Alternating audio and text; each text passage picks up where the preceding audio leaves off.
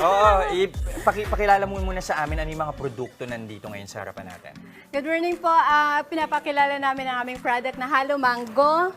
Ang Halo Mango po is, kakaiba na po siya yung twist. Actually, Yan. ang dati po, kung ang ice natin is yung typical na crush ice, yung sa amin po is flavored na. So, talagang nandun na yung flavor na hinahanap yung lasa. Kaya pala dilaw na. Ito Shade ba yung na po. hawak ni Jess? Ito po yung Yes, mango. Mango, ayan. So, Actually po yung ganito po is classic, we call it classic.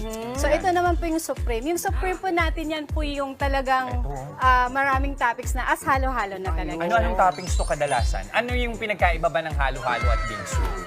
Tapos ano yung ginagamit ninyo? Same lang. Actually kasi, ang bingsu kasi is come from a word of Korean shaved ice.